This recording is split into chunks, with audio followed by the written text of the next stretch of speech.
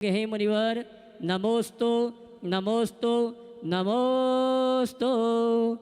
और आइए गुरुवर के आशीर्वाद से हम और आप शंका समाधान के कार्यक्रम में अपनी शंकाओं का समाधान गुरुमुख से प्राप्त करें। उसके पूर्व मैं उन परिवारों के नामों की घोषणा कर रहा हूं जिन्होंने आज गुणायतन से जुड़ने का अवसर प्राप्त किया है। मैं सम्मान से आमंत्रित करूंगा, मंच पे आएंगे और परम पूज्य मुनिवर के श्री चरणों में नमन करते हुए आशीर्वाद प्राप्त करेंगे और धर्म प्रभावना समिति और गुणायतन के समस्त ट्रस्टी सम्मान का कार्यक्रम संपन्न करेंगे। सर्वप्रथम मैं आमंत्रित करूंगा निर्माण निधि के रूप में जिन्होंने जुड़ने का अवसर प्राप्त किया, श्रीमान पंकज जी, प्रेमचंद जी, मीना जी, पंकज जी, रचित जी घाटे, सोमा रचित जी घाटे, रुचिका जी, अजय अहाना घाटे परिवार इंदौर जिन्होंने निर्माण निधि के रूप में गुणायतन से जुड़ने का अवसर प्राप्त किया है। मैं सम्मान से आमंत्रित करूंगा, वे आएंगे, गुरुवर के श्री चरण नमन करते आशीर्वाद प्राप्त करेंगे और उनके सम्मान के लिए मैं आवाज़ दूंगा। हमारी धर्म प्रभावना समिति के अध्यक्ष महोदय अशोक जी दोषी, वे आए, सम्माननीय घाटे परिवार का धर्म प्रभावना समिति और गुणायतन की ओर से सम्मान का कार्यक्रम संपन्न करें और जोरदार आप ताली बजाकर का सम्मान करें। इसी क्रम में निर्माण निधि में श्रीमती ज्योत्सना जी, भरत कुमार जी शाह बड़ोदरा उपस्थित हैं, तो वे भी आए, परम पूज्य मुनिवर के श्री चरण नमन करते गुरुवंदना का सौभाग्य प्राप्त करेंगे और उनके सम्मान के लिए आवाज़ दूंगा। दिलीप जी गोधा वरिष्ठ उपाध्यक्ष और श्रोमणी संरक्षक गुणायतन ये आएंगे। सम्माननीय श्रीमती ज्योत्सना जी, भरत कुमार शाह बड़ोदरा इनका सम्मान का कार्यक्रम संपन्न करेंगे और सहयोग देंगे हमारे अशोक जी शास्त्री। इसी क्रम में आमंत्रित करता हूँ श्रीमती सुरेखा जी, कुमार पाल जी शाह सूरत, इन्होंने भी आज निर्माण निधि के रूप में गुणायतन से जुड़ने का अवसर प्राप्त किया है और इनके सम्मान के लिए मैं आवाज़ दूंगा। हमारे धर्म प्रभावना समिति के निर्माण संयोजक श्रीमान सुमत जी लोहाड़िया ये आएंगे। सम्माननीय श्रीमती सुरेखा जी, कुमार पाल शाह सूरत इनका महोत्सव कमेटी की ओर से सम्मान करेंगे। इसी क्रम में निर्माण वित्त के रूप में श्रीमती वर्षा जी वे, सुनील वाय शाह बड़ोदरा गुजरात जिन्होंने आज निर्माण मित्र के रूप में जुड़ने का अवसर प्राप्त किया है और इनके सम्मान के लिए मैं आवाज़ दूंगा। हमारे राहुल जी स्पोर्ट्स आ जाएं, सम्मान का कार्यक्रम संपन्न करेंगे। इसी क्रम में सूत्रधार के रूप में जिन्होंने ये सम्मान करेंगे, ये करेंगे इनका, ये करेंगे सुमन जी इनका। हाँ जी, श्रीमती वर्षा जी वहीं, सुनील जी वासा है बड़ोदरा, उनके सम्मान के लिए आवाज़ दी है भाई राहुल जी स्पोर्ट्स। इसी क्रम में सूत्रधार के रूप में गुणायतन से जिन्होंने अवसर प्राप्त किया है श्री दिलीप कुमार जी, श्रीमती सीमा वें शाह, विशाल जी, डिम्पल जी, सिंपल जी शाह बड़ोदरा गुजरात और इनके सम्मान की आवाज़ दूंगा। हमारे श्रोमणी संरक्षक राकेश रश्मि जी गोधा इंदौर ये आएंगे, सम्माननीय सूत्रधार परिवार का सम्मान का कार्यक्रम संपन्न करेंगे। और अगले सूत्रधार के रूप में हमारे बीच हैं बड़ोदरा गुजरात से श्रीमान विनोद जी, कश्मीरा जी वेन, अंकुर जी, निशा जी, प्रतीक जी, विशा जी, निराव शाह बड़ोदरा जिन्होंने गुणायतन में सूत्रधार के रूप में जुड़ने का सौभाग्य प्राप्त किया है और इनके सम्मान के लिए आवाज़ दूंगा। भाई सचिन जी को वे आए, हमारे सम्माननीय श्री विनोद चंद जी कश्मीरा जी का सम्मान का कार्यक्रम संपन्न करेंगे। भाई सचिन जी आइए, जोरदार ताली बजाकर का सम्मान करें। और हमारे बीच में असिस्टेंट कमिश्नर मुंबई श्रीमान चेतन जी हमारे बीच उपस्थित हैं, मैं सम्मान से आवाज़ दूंगा, वे आए मंच पर, गुरुवर के श्री चरण नमन करते आशीर्वाद प्राप्त करेंगे और इनके सम्मान के लिए मैं आवाज़ दूंगा हमारे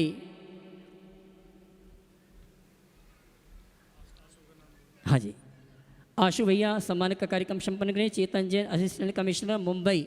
और इसी क्रम में मैं उस परिवार को आमंत्रित करूंगा जो गुरुवर के प्रति समर्पित है और गुरुवर के सभी महोत्सव में जिनका भरपूर सहयोग रहता है, भाई प्रदीप जी, विजय जी, नरेंद्र जी,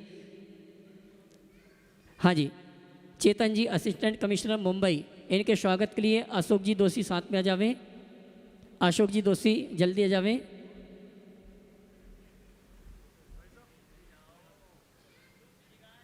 अशोक जी दोषी सम्मान करेंगे दुपट्टा और माल्यार्पण के माध्यम से। हमारे चेतन जी असिस्टेंट कमिश्नर मुंबई आइए। और इसी क्रम में आमंत्रित करूंगा आईपीएस ऑफिसर्स हमारे जैन समाज के गौरव श्रीमान सोम जी जैन भी आएंगे, परम पूज्य मुनिवर के श्री चरण नमन करते हुए। और उनके माता पिता उनको भी आमंत्रित करूँगा, जो कि गुणायतन के ट्रस्टी हैं। शुभम जी के माता पिता उनको सम्मान से आमंत्रित करूँगा। वे आएँ, परम पूज्य मुनिवर के इसी नमन करते गुरुवंदना का सौभाग्य प्राप्त करेंगे। भाई शुभम जी अपने माता पिता के साथ मंच पर आ जावें, आइए। और इनके सम्मान के लिए श्रीमान दिलीप जी गोधा, अशोक जी दोषी आएंगे और सम्माननीय शुभम जी महिला सम्मान के लिए श्रीमती रजनी जी गोधा वे आ जावें, आइए। श्रीमान Shubham ji IPS IAS officer हमारे बीच उपस्थित है अपने माता पिता के साथ, और उनके सम्मान के लिए मैंने आवाज़ दी है। दिलीप जी गोधा, अशोक जी दोषी और श्रीमती रजनी जी गोधा महिला सम्मान के लिए।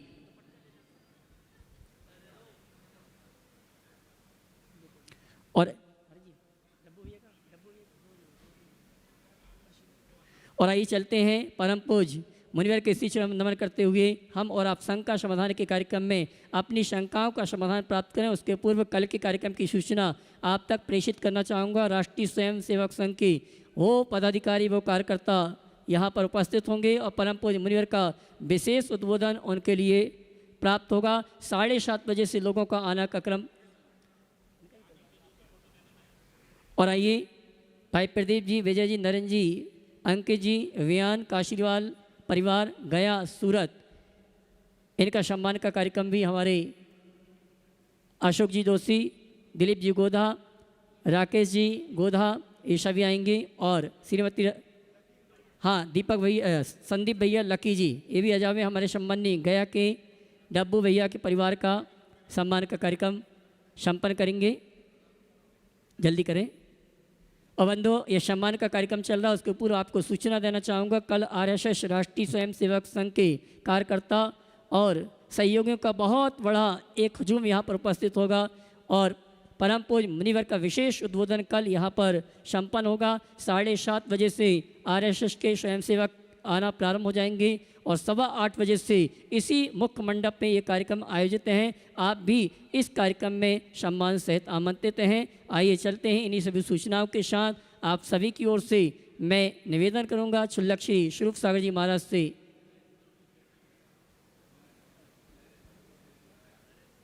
और नरेंद्र जी शेट्टी गुणायतन ट्रस्टी गया, इनका भी सम्मान का कार्यक्रम संदीप भैया करवावें। और आइए चलते हैं क्षुल्लक स्वरूप सागर जी महाराज से निवेदन है आगे के कार्यक्रम के संचालन के लिए दोनों हाथ उठा के जयकारा लगाएंगे। बोले परम पूज्य मुनि श्री प्रमाण सागर जी महाराज की नमोस्तु मुनिश्री। शंका समाधान के आज के सत्र में प्रथम प्रश्न के लिए आमंत्रित हैं पुष्पा जी पांड्या बेंगलोर से, जो कि आर्टिस्ट और समाजसेवी हैं, और इनके बाद तैयार रहेंगी वीणा जी सलगिया इंदौर से।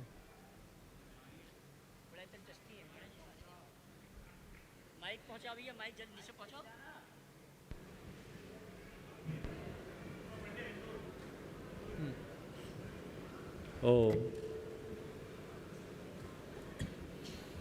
परम श्रद्धेय महाराज श्री के चरणों में मारो बारंबार नमन। धन घड़ी धन भाग जो मारा शहर इंदौर में आप पधारिया, घणाई नाराई दिन से पलक पावड़ा बिछाई के आँखें दुखी की आपकी बाट जोई जोई के हम इंतजार करते रहा। महाराज जी, मेरा एक विनती है कि क्या एक दिन आप मालवी में न मारवाड़ी में प्रवचन करो तो घणो ही आनंद आएगो और हम हमारी परंपरा प्रभाती और बधावा गीत गावा न झाला भी देवांगा। ख्यावस राखो जब समय हो जासी। महाराज जी, मेरा प्रश्न ये है, कला से संबंधित है। बहत्तर कला के प्रणेता भगवान ऋषभ देव जी ने अपने पुत्र अनंत विजय जी को चित्रकला की शिक्षा दी थी, जिसका अजंता की 10वीं गुफा के मुख्य द्वार पे हमें मुख्य फलक देखने को मिलता है। ऐसी बादामी और सत्तनवासल की गुफाओं में भी 7वीं शताब्दी के तीर्थंकरों के चित्र हमें देखने को मिलते हैं। पर महाराज जी, अज्ञान या हम इसको प्रचारित नहीं कर पाते हैं। ऐसे ही हमारे जो मंदिरों में भित्ति चित्र बने हुए हैं वो भी कई बार तोड़ दिए जाते हैं या उन पर पेंट हो जाता है, तो उन सब के संरक्षण के लिए क्या किया जाए। और जैन कला शैली, जो हमें जैन फूड और जैन कला शैली से हम अलग जाने जाते हैं। जैन कला शैली एक शैली होती है, इन सब के संरक्षण और सुरक्षित रखने के लिए हम क्या करें, मार्गदर्शन दीजिए। महाराज जी, ये चित्रकला एक धर्म प्रभावना का बहुत अच्छा माध्यम है और हम बच्चों को, युवा पीढ़ी को इससे बहुत अच्छी तरह जोड़ सकते हैं। तो इसको बढ़ाने के लिए हम क्या करें, इससे धर्म प्रभावना और हम अपनी सांस्कृतिक विरासत को सहेज सकें? देखिए, कला का संस्कृति से बड़ा गहरा संबंध है। कला के संवर्धन और संरक्षण से हम संस्कृति का संरक्षण और संवर्धन कर सकते हैं। जैन कला जैन संस्कृति को पुष्टि करती है और हमें जैन कला को विकसित करने के लिए उसके प्रचार प्रसार में अपना व्यापक योगदान देना चाहिए। प्रचार प्रसार के इस क्रम में हमें चाहिए कि हम जितने भी जैन कला से जुड़े हुए लोग हैं उन्हें प्रोत्साहित करें और जैन कलाकृतियों को समय समय पर ठीक तरीके से प्रदर्शित करें और उनमें छिपे शिल्प और प्रतीकों के अर्थों का भी विवेचन करें। उनका हम जीवन व्यवहार मूलक विवेचन करें ताकि लोग समझ सके कि इस कला का हमारे जीवन से क्या संबंध है। यदि ये सब बातें हम जोड़ लेते हैं तो सुनिश्चित तौर पर हम अपनी कला और संस्कृति के विकास में बहुत बड़ा योगदान दे सकते हैं। आप जैसे लोग जो काम कर रहे हैं, यदि ऐसा ही प्रोत्साहन सबको मिलता रहे तो उसका परिणाम बहुत अच्छा हो। नमस्ते महाराज जी। अपना प्रश्न गुरु चरणों में रख रही हैं वीणा जी सलगिया, जो कि गुणानंदन ट्रस्टी हैं, और अगले प्रश्न के लिए तैयार रहेंगी अनामिका जी छपारा, जो कि डाइटिशियन है। नमोस्तु महाराज जी, नमोस्तु। ये मेरा नहीं, मेरे बेटे का प्रश्न है कि लौकिक में जो फल फूल जो पेड़ों के ऊपर से गिरते हैं उन्हें गुरुत्वाकर्षण माना जाता है, और हर वस्तु जो अपन नीचे से ऊपर उछालते हैं वो भी वापस नीचे ही आती है, गुरुत्वाकर्षण माना जाता है। तो मेरा ये प्रश्न है कि जिनमत में गुरुत्वाकर्षण को किस तरह से माना जाता है कि ऊपर उछाली हुई चीज़ स्वतः ही नीचे आ जाती है? और आपने जो बताया था कि जम्बूद्वीप से ये आर्यखंड ऊपर उड़ गया है, तो ये किस तरह से माना जाता है? देखिए, गुरुत्वाकर्षण के सिद्धांत की चर्चा विज्ञान में है और इसका श्रेय न्यूटन को दिया जाता है। ग्रेविटी फोर्स को कोई नकार नहीं सकता। हमारे शास्त्रों में इस तरह की स्पष्ट विवेचना तो देखने को नहीं मिली, लेकिन एक वाक्य से इसमें बहुत सारी बातें अंतर्निहित दिखाई पड़ी। आचार्य अकलंक देव ने तत्वार्थ वार्तिक में, जिसे राजवार्तिक के नाम से जाना जाता है, उन्होंने एक बहुत अच्छी बात लिखी। वहाँ एक सवाल आया कि सिद्ध परमात्मा मोक्ष जाने के बाद इस लोक में वापस क्यों नहीं आते? उसका उन्होंने जो दार्शनिक विवेचन करना था वो तो कर दिया, पर तमाम दार्शनिक बातों को रखने के साथ साथ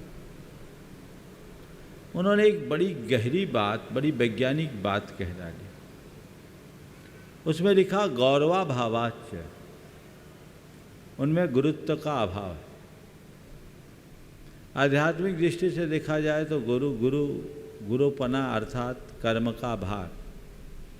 जब तक कर्म का भार होता है कोई अधपतन होता है। कर्म भार से मुक्त हो गए वो ऊपर ही जाते, नीचे नहीं आते। उसमें उन्होंने एक वाक्य लिखा, गुरुत्वात् अधपतनम भवति। गुरुत्व होने से अधपतन होता है। वे कर्म के भार से मुक्त हो गए, इसलिए वे ऊपर चले गए।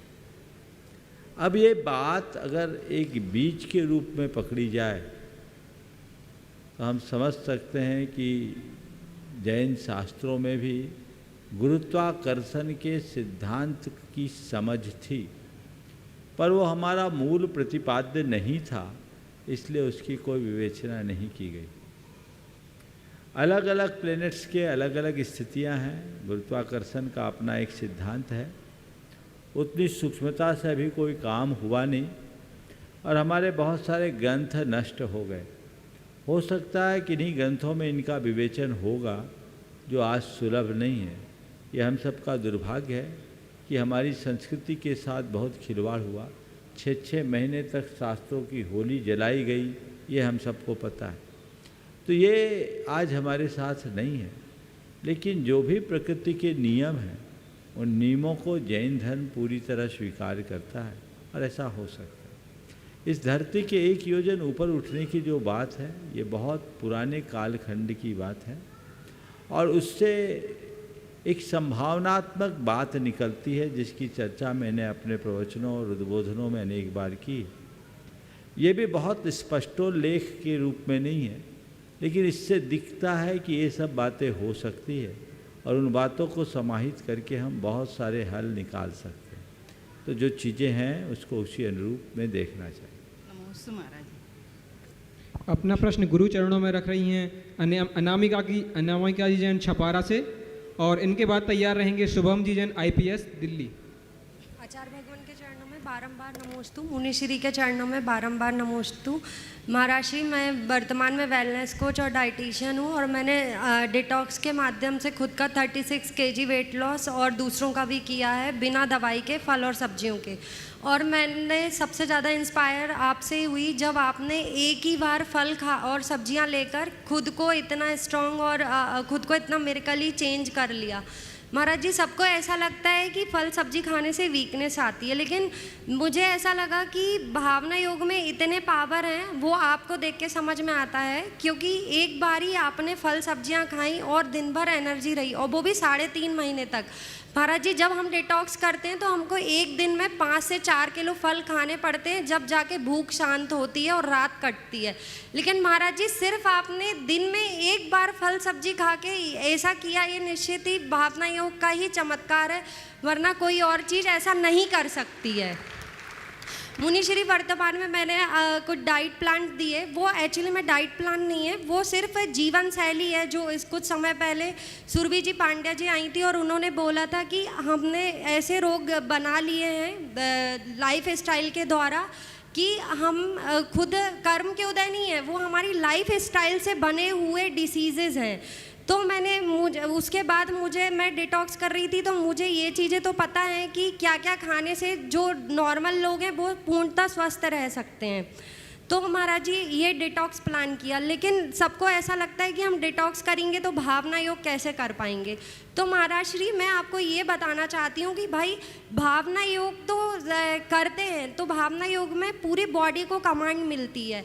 अब आप ऊट पटांग खाते हैं तो भावना योग 2 पार्टों में बट जाता है। पहले तो आपके इतने हैवी खाने को पचाने की कोशिश करता है, दूसरा जो आपने कमांड दी है स्वस्थ रहने की, उसको ठीक करने की कोशिश करता है। तो महाराज जी, भावना योग सिर्फ यदि हम स्वस्थ भोजन करते हैं तो वो पूरी एनर्जी हमको दूसरे कामों में लग जाती है, हमको स्वस्थ करने में।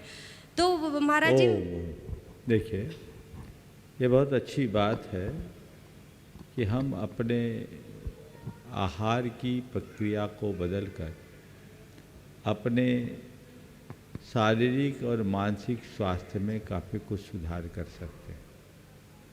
ये आहार विज्ञान से जुड़ी हुई बात है जो हमारे लिए बहुत सहायक है। भावना योग का इससे कोई सीधा संबंध नहीं है, लेकिन यदि व्यक्ति भावना योग का इस रूप में प्रयोग करे तो उसे दोहरा लाभ मिल सकता है। आप जो प्रयोग कर रहे हैं वो करते रहिए। मैं लोगों से इतना ज़रूर कहूँगा कि व्यक्ति को अपने सेहत के प्रति जागरूक होना चाहिए। जहाँ तक शरीर को डिटॉक्स करने की बात है तो 3 महीना सब्जी खाने की ज़रूरत नहीं है। ये बात अलग है कि हमने एक लंबे समय तक ये किया, लेकिन ऐसा मत सोचना कि इसके लिए इतना हमको करना पड़ेगा, तो वो हिम्मत ही नहीं कर पाएंगे। ये तो धीरे धीरे आपको अपनी चर्या समझनी पड़ेगी। आहार विज्ञान को समझिए और मुझे क्या खाना है, क्या नहीं खाना और क्यों खाना, कितना खाना, ये समझ विकसित हो जाए तो आपको कहने की ज़रूरत ही नहीं है। व्यक्ति को एक बात अपने मन मस्तिष्क में अंकित करनी चाहिए, हम जीने के लिए खा रहे हैं, खाने के लिए हमें नहीं जीना। इतनी बात मन मस्तिष्क में अंकित हो जाए तो उस व्यक्ति की रुचि और प्रवृत्ति भी अपने आप बदलेगी और उसके बदलने से पूरे जीवन में परिवर्तन आएगा। आशीर्वाद। शुभम जी जैन IPS दिल्ली से अपना प्रश्न रख रहे हैं, और इनके बाद तैयार रहेंगी अंजना बहन शाह बड़ौदा से पूरे ग्रुप के साथ। नमोस्तु महाराज।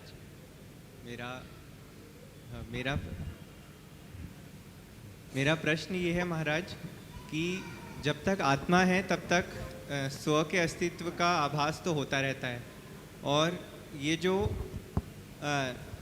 स्व का अस्तित्व है, इसके आभास और अहम में कई बार एक बहुत ही सूक्ष्म सी रेखा लगती है कि कहाँ से अहम शुरू हो गया, कहाँ से मान कषाय शुरू हो गई। इसका भेद करने में बहुत दिक्कत आती है। इसमें थोड़ा अगर आप देखिए, जब तक बहम है तब तक अहम, और बहम मिट गया तो अहम नहीं अरहम। मैं पूरा वाक्य दोहरा रहा हूँ। जब तक बहम है तब तक अहम है, और बहम मिटा तो अहम नहीं अरहम। क्या है स्व का बोध? क्या है स्व के अस्तित्व का बोध? यानी सर्व विशेषणों से मुक्त स्व के अस्तित्व का बोध। मैं हूँ, इस अनुभूति का नाम स्वरूप बोध है, और मैं कुछ हूँ, इस प्रतीति का नाम अहम है। समझ गए? मैं हूँ ठीक, पर मैं शुभम जैन हूँ, मैं IPS अधिकारी हूँ, मैं एक प्रभावी व्यक्तित्व हूँ, लोग मेरे आगे पीछे घूमते हैं, मेरे साथ ये है वो है, ये सब चीज़ें हैं। ये क्या है? अपनी काल्पनिक छवि को वास्तविक मानना ही अहम का मूल है। जो है नहीं उसे स्वीकार लेना ही अहम, जो बहम के परिणाम से रूप होता है। तुम कौन हो इसे पहचानो, सब विशेषणों से परे।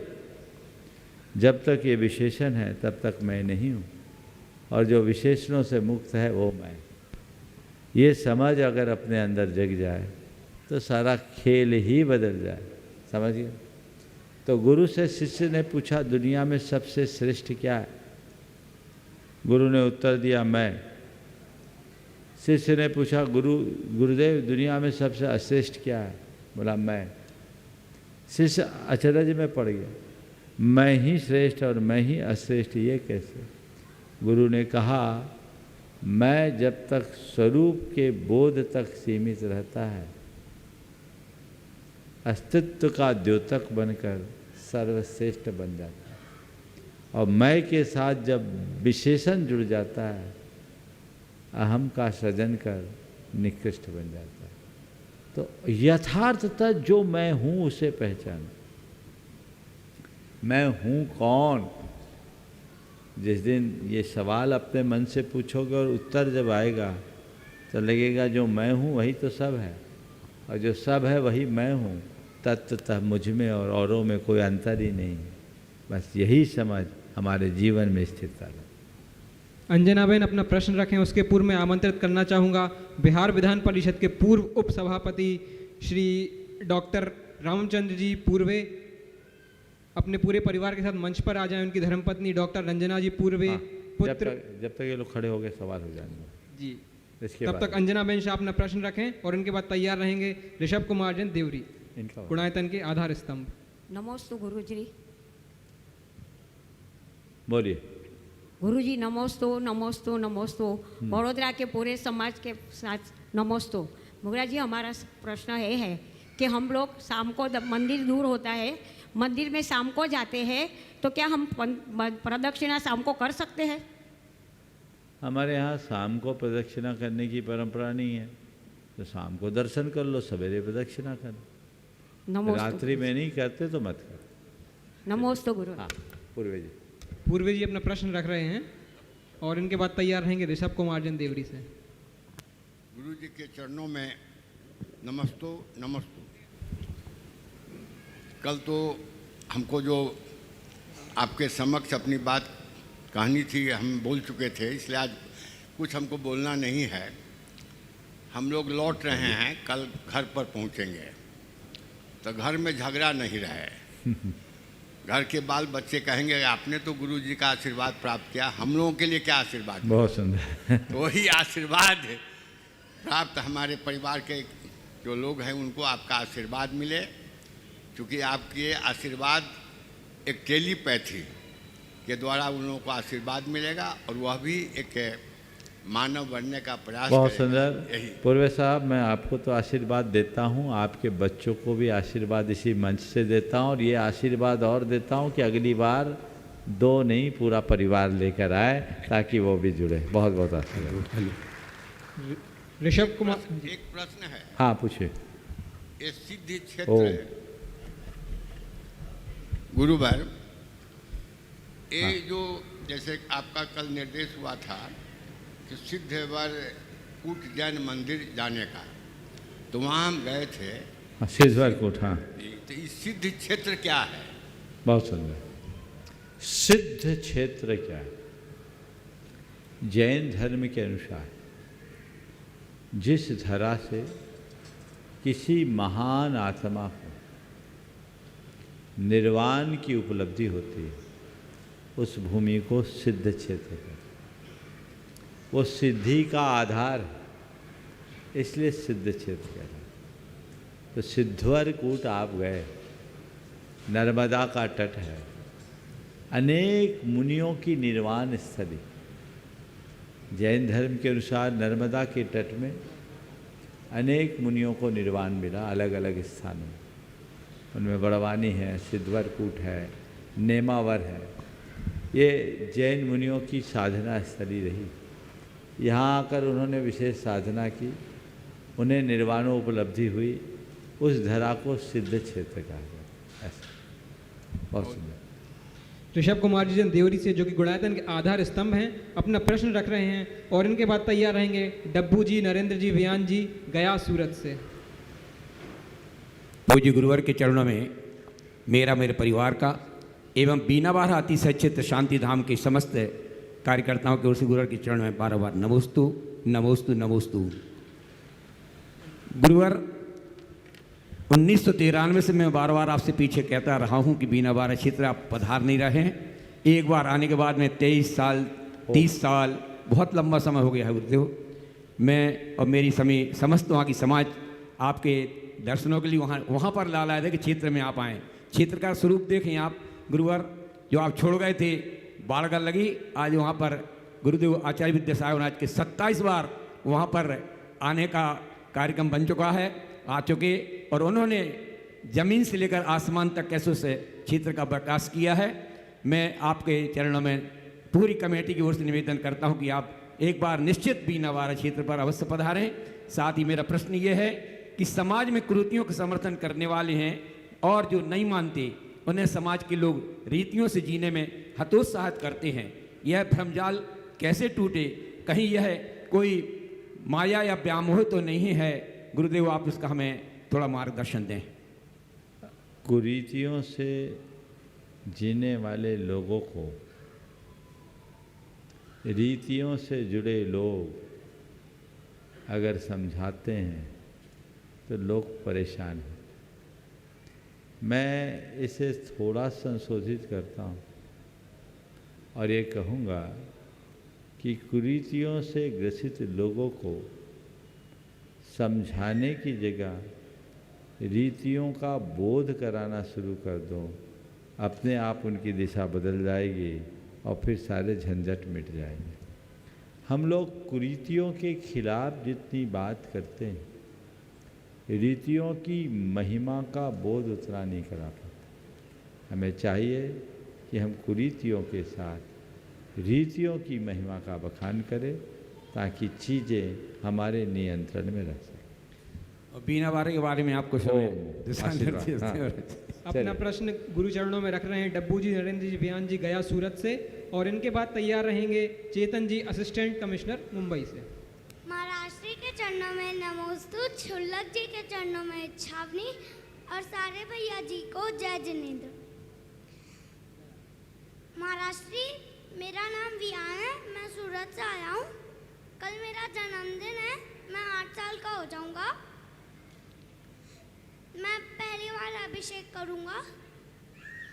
और महाराष्ट्री, मुझे ये बताइए, 8 साल या 8 साल से ऊपर वाले जन ही क्यों कर सकते हैं? बहुत सुंदर। और एक और चीज़, मैं जो पॉकेट मनी मैंने सेव किया है वो मैं देना चाहता हूँ। गुणायतन में। ठीक, बहुत बढ़िया। देखो, ये तो तुम अपने दादा को दे दो, वहीं के वहीं दे दो, दादा वहीं दे देंगे, ठीक है। देखिए, बच्चे ने बहुत अच्छी बात की। सबसे पहले तो ये 8 वर्ष का हुआ है, पूरे परिवार को लेकर आया है अपने प्रथम अभिषेक के लिए, ये बहुत सुलक्षण है। 8 वर्ष के होने पर बच्चों में सम्यक दर्शन को धारण करने की योग्यता होती है। अभिषेक, पूजन, आहार, दान धर्म की एक विशेष क्रिया है। बेटा ध्यान से सुनो। ठीक है। और धर्म की विशेष क्रियाओं को तभी करना चाहिए जब धर्म को धारण करने की सही समझ हो जाए। 8 वर्ष की उम्र में धर्म को धारण करने की सही समझ विकसित होती है। 8 वर्ष की उम्र में ये आत्मा परमात्मा बन सकता है। 8 वर्ष की उम्र में केवल ज्ञान हो सकता है, समझ गए। तो 8 वर्ष के होने पर आत्मा में ऐसी शक्ति आती है कि वो 8 कर्म को काट सके, समझ गए। इसलिए धार्मिक क्रियाओं को 8 वर्ष के बाद ही करने की अनुमति है शास्त्रों में, वैसा विधान है, समझ गए। हाँ, आगे का जीवन में कैसे जीऊं? पहले ये तो सुन लो, समझ में आया कि नहीं आया? 8 वर्ष में ही क्यों करना, समझ में आ गया ना। हाँ, अब 8 वर्ष में तुमने शुरू किया है तो धर्म हम किस लिए कर रहे हैं? हमें 8 कर्मों से मुक्त होना है। क्या करना है? 8 कर्मों से मुक्त होना है। इसलिए हमें विशेष रूप से धर्म करना है। अब तुम्हारे अंदर समझ आ गई। अभी तक बच्चे थे, अभी तक कोई गलत हो जाए तो चलेगा, अब गलत काम नहीं करना, अब समझदारी के साथ काम करना। अपना पूछा आगे हम कैसे जिए, तो जो माँ बाप कहे वैसे जियो। आशीर्वाद। चेतन जी जैन असिस्टेंट कमिश्नर मुंबई से अपना प्रश्न रख रहे हैं और इनके बाद तैयार रहेंगे अक्षत जैन सिलवानी। नमोस्तु महाराज जी। महाराज जी, आपके चरणों में त्रिवार नमोस्तु पूरे महाराष्ट्र की ओर से और पूरे सकल जैन समाज एलोरा की ओर से भी त्रिवार नमोस्तु। नमोस्तु महाराज जी। महाराज जी, मेरा प्रश्न ये है कि अभी जो ये पंचम काल में जो स्थिति चल रही है, जो अभी अपने सिद्ध क्षेत्र, अतिशय क्षेत्र की जो संरक्षण, जो रक्षण अपन कैसे कर सके, इसमें अपन इसका रक्षण जो अपन संरक्षणी महासभा, जो तीर्थ रक्षा कमेटी है, जो और अपनी सभी कमेटी है, चाहे इसमें सभी कमेटी, तो ये अपना अपना योगदान तो देती है, पर अपन भी हमारे जैसे युवा ये क्षेत्र का संरक्षण कैसे कर सकते हैं? आपका मार्गदर्शन हमें मिले गुरुदेव। देखिए, तीर्थ क्षेत्र, धर्म क्षेत्र के संरक्षण की बातें प्राय उठते रहते, और मैं देखता हूँ ये सब चर्चाएं आजकल प्रायः सोशल मीडिया में ज़्यादा उठती है। सबसे पहले तो मैं कहूँगा कि ये सब बातें सोशल मीडिया में उठाने की जगह इन्हें ज़मीनी हकीकत में परिवर्तित किया जाए। मैं तुम्हें हतोत्साहित नहीं करता, लेकिन तुम्हारे माध्यम से मैं सभी युवाओं से ये कहना चाहता हूँ कि आप हकीकत में काम करें। किसी भी तीर्थ के संरक्षण के लिए आगे आना बहुत बड़ी ज़रूरत है, हमें आना चाहिए। लेकिन तीर्थ के संरक्षण को आप तभी कर पाओगे जब तीर्थ और तीर्थ के आसपास के वातावरण को आप अच्छे से समझ पाओ। युवा लोग अपने कुछ तीर्थों को अपने टारगेट में ले, अलग अलग समूह बनाकर, और उस तीर्थ को ठीक तरीके से समझे। वहाँ के जिनके हाथ में व्यवस्थाएं हैं, जिनके हाथ में प्रबंध है, उनसे मिले और उसको ठीक तरीके से मूलभूत समस्या क्या है, उसकी जड़ क्या है, इसे पहचानने की कोशिश करें। फिर वही उसका क्या समाधान हो सकता है ये सोचें। योजनाबद्ध तरीके से समाधान ढूंढें। एक तरीका तो ये, इसमें हमारे मैनेजमेंट से संबंधित जो समस्या है उसे हम दूर करें, कोई लीगल प्रॉब्लम है तो उसे हम ठीक करें। एक समस्या है स्थानीय लोगों के साथ। हर जगह तीर्थ क्षेत्रों में ऐसी कई समस्याएं आ जाती हैं। उनके लिए हमें चाहिए कि वहाँ के स्थानीय लोगों से सीधा संपर्क और संवाद स्थापित कर उनसे एकात्मता का भाव जोड़े, उनसे अपनत्व जोड़े, उनसे हमारा ऐसा लगाव और जुड़ाव हो जाए कि वो आपके अंग बन जाए। उनके लिए हम कुछ कल्याणकारी उपक्रम चलाएं, उनको हम जैन धर्म के मर्म को बताएं, जैन रिचुअल्स का महात्म्य बताएं, जैन पूजा पद्धति का आधार बताएं और उन्हें ये बताएं कि धर्म स्थान की महिमा कब होती है।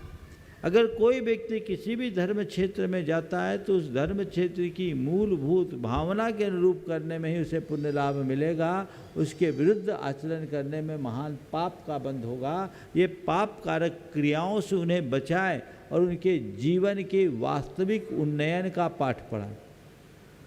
यदि ये बातें हम उनको बताने में समर्थ हो जाएं तो कभी भी गड़बड़ नहीं। एक बार ऐसा हुआ, एक तीर्थ क्षेत्र में कुछ लोग आए जो जन्मना जैन नहीं थे। वो भगवान के वेदी पर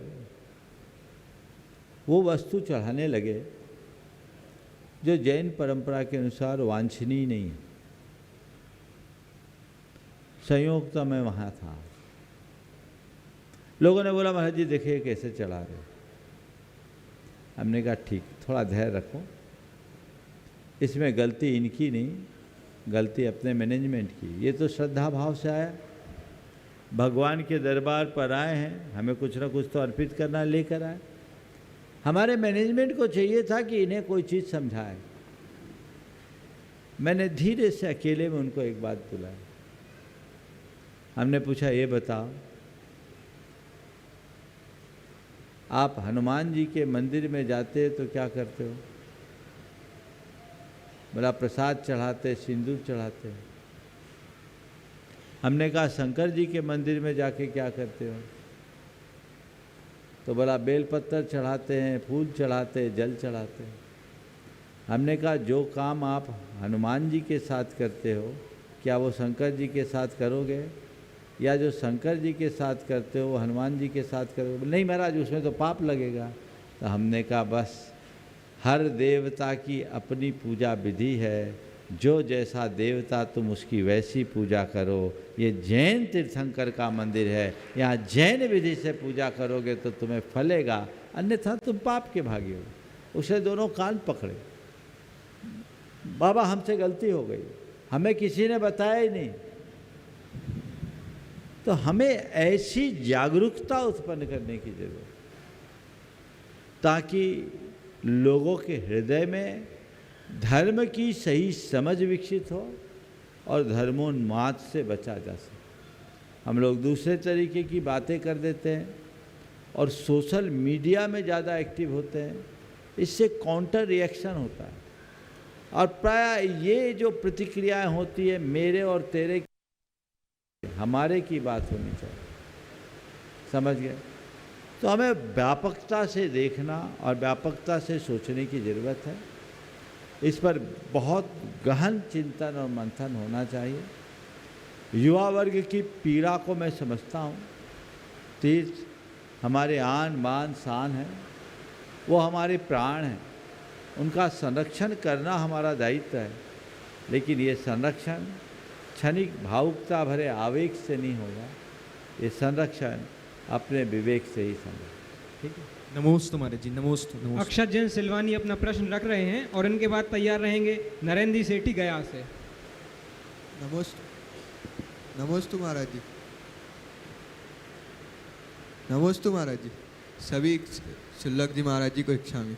महाराज जी दिनकर जी की कुछ पंक्तियां हैं, उन्हीं से मेरा प्रश्न है। वर्षों तक वन में घूम घूम बाधा विघ्नों को चूम चूम, से धूप घाम पानी पत्थर पांडव आए कुछ और निकर है। सचे विपत्ति जब आती है कायर को ही दहलाती है। महाराज जी जब पांडव वनवास गए वापस आए तो उनकी प्रतिभा कुछ और निकली। श्री राम जी जब वनवास गए वापस आए, उनकी प्रतिभा कुछ और निकली। महाराज जी आज के समय में इस हम वन से क्या आशय लें कि जो हम सभी की प्रतिभा और निकले, और महाराज जी प्रतिकूलताओं को हम कैसे अनुकूल बनाएं? देखिए, बात बिल्कुल सही है। आपने रामचंद्र जी का और पांडवों का जो उदाहरण दिया बिल्कुल सही है। मैं तो इतना ही कहता हूँ, हवा की आँच में पकने पर ही मिट्टी घट बन पाती। जब तक वो तपती नहीं तब तक पानी उसे बहा लेती, गला देती। लेकिन आँच में पक जाने के बाद जो पानी कल तक उसे बहा लेता था, वो घट उसे अपने में समा लेता है, उसे धारण करने में समर्थ हो जाता है। तो जो खुद में तपता है, पकता है, वह मजबूत होता है। परिपक्व होने का मतलब ही यही है कि हम मजबूत बने, अपने आप को और अधिक स्ट्रांग बनाएं। आज बन जाने की बात तो नहीं है, लेकिन बनने की बात है। अगर खुद को कुछ बनाना है तो हमें अपने आप को खपाना होगा। जब तक हम खुद को खपाने के लिए राजी नहीं होंगे, तब तक कुछ पा नहीं सकते। इसलिए मनुष्य को अनुकूलताओं का मोह त्याग कर प्रतिकूलता का अभ्यास करना चाहिए। और जब हम ऐसा अभ्यास बना के रखते हैं तो हमारा रास्ता अपने आप प्रशस्त होता है और हम अपने जीवन को बेहतर बनाने में समर्थ हो पाते हैं। एक बात। दूसरी बात, प्रतिकूल परिस्थितियों में अपने मन को अनुकूल कैसे बनाएं। अगर अपने मन को सदैव अनुकूल बनाए रखना चाहते हैं, 4 बातों को ध्यान में रखें। सबसे पहली बात, आत्मविश्वास से लबरेज रहें। अपना आत्मविश्वास कभी खंडित ना होने दें। दूसरी बात, सोच को सकारात्मक रखो। प्रतिकूल की अनुकूल व्याख्या करने लगो। प्रतिकूल की जब अनुकूल व्याख्या करने लगोगे, सोच सकारात्मक रहेगी तो उल्टी बात भी सीधी दिखने लगेगी, फिर किसी भी प्रकार की व्याकुलता शेष नहीं रहेगी। तीसरी बात, मन में धैर्य रखो। ये हमेशा सोचना चाहिए कि चाहे कितनी भी प्रतिकूलता है, ये स्थायी नहीं है। आज नहीं तो कल हम बदलेंगे। अभी रात है, प्रभात होगा। रात लंबी हो सकती है पर शाश्वत नहीं। और चौथी बात, आशावादी बन के रहें। अपनी सोच को कभी भी हताशा से ग्रसित न होने दें। आशावादी बने रहें, निश्चित परिणाम अच्छा है। नमस्ते। डब्बू नरेंद्र जी सेठी गया से अपना प्रश्न रख रहे हैं। साथ में डब्बू जी भी आ जाएं। और इनके बाद तैयार रहेंगे श्रीमंत सेठ कोयला परिवार से प्रवीण जी बिलासपुर, जो कि गुणायतन के शिरोमणि संरक्षक हैं। तीनों महाराज जी के चरणों में बारंबार नमोस्तु नमोस्तु नमोस्तु। तो छुल्लक जी महाराज के चरणों में इच्छामि इच्छामि इच्छामि। गुरुदेव, प्राय लोग कहते हैं संकालु नहीं होना चाहिए, इससे परस्पर संबंध की मधुरता नष्ट हो जाती है। परंतु गुरुदेव, शंकाओं के आधार पर ही सर्वाधिक धार्मिक कार्यक्रम शंका समाधान है। यह तो परस्पर में विरोधी लगता है। गुरुदेव, कृपा बताने की कृपा करें कि शंका क्या है, इसे कैसे करना चाहिए और किसके पास करना चाहिए। बहुत अच्छा सवाल है। शंका क्या है और शक क्या है।